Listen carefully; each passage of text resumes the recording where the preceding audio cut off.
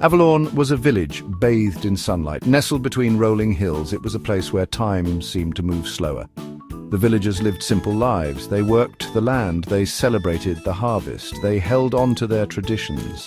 One of these traditions was a deep distrust of left-handed people. Left-handedness was seen as unnatural. It was considered unlucky. Some even saw it as a sign of darkness. Mothers would tie their children's left hands behind their backs. They hoped to force them to use their right hands instead. Life in Avalon went on like this for years. The seasons changed. Children were born, the sun rose and set, and the villagers clung to their traditions, both old and strange. Elena was born on the eve of the harvest festival. Her arrival was heralded by a sky full of shooting stars. Even then, there was something special about her. Her eyes held a wisdom beyond her years, and she used her left hand as easily as her right. As Elena grew, her left hand proved to be especially gifted. She could spin straw into gold thread as fine as a spider's silk. Her embroidery was exquisite, her needle dancing across the fabric. She could paint pictures so lifelike they seemed to breathe. But Elena's most remarkable gift was her sight. She could see things before they happened. She dreamed of future harvests, of storms yet to come, of joys and sorrows that awaited her fellow villagers. At first, the villagers were wary of Elena's abilities. They whispered about her behind cupped hands. Her left-handedness made them uneasy. Her artistic talents were extraordinary, and her visions of the future filled them with a mixture of awe and fear. Some villagers saw Elena's gifts as a blessing. They believed she brought good fortune.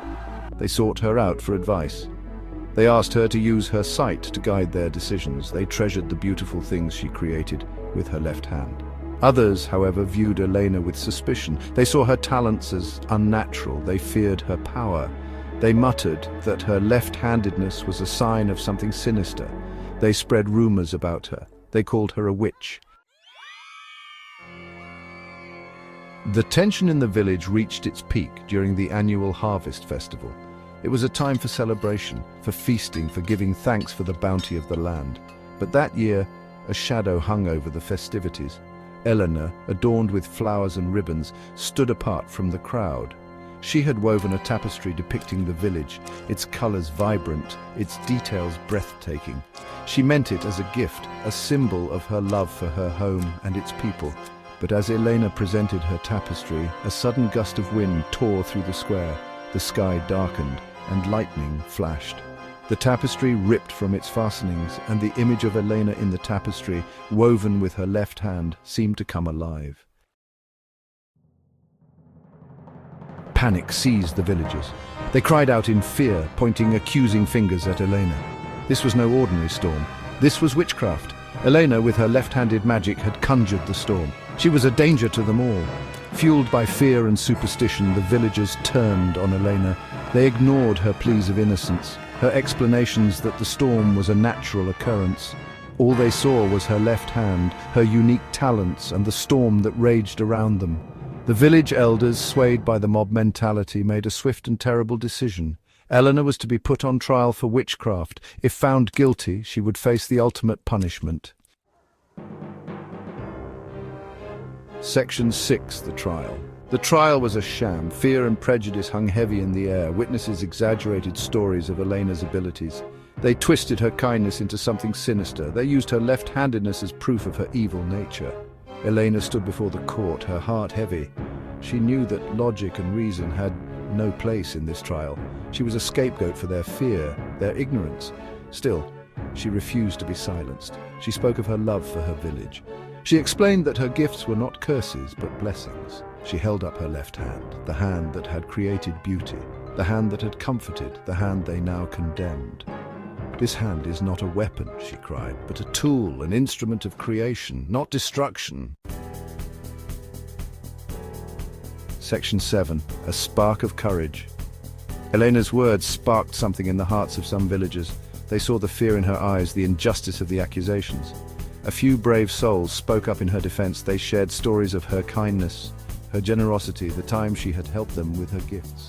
A young woman whose child Elena had nursed back to health with her herbs and potions stepped forward.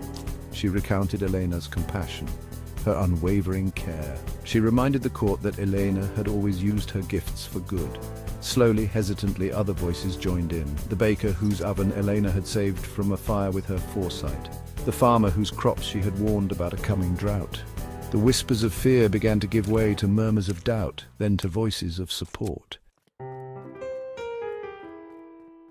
Section 8. Acceptance. The tide was turning. The evidence against Elena crumbled under scrutiny. The villagers, shamed by their own fear and prejudice, began to see the truth. Elena was not a witch, she was one of them, and they had wronged her terribly. The trial ended not with a bang, but a whimper. The charges against Elena were dropped. The villagers, their heads hung low, apologized for their accusations, their fear, their blindness. They saw at last that Elena's left-handedness was not a sign of evil, but a part of what made her special. Elena, her heart heavy, but hopeful, accepted their apologies. She knew that true forgiveness would take time, but she also saw a glimmer of understanding in their eyes, a willingness to learn and to change. Section 9. A tapestry of differences. In the end, Elena's trial became a turning point for Avalon. The villagers learned a valuable lesson that day, a lesson about the dangers of fear, the importance of acceptance, and the beauty of diversity. They realized that their differences were not something to be feared, but celebrated.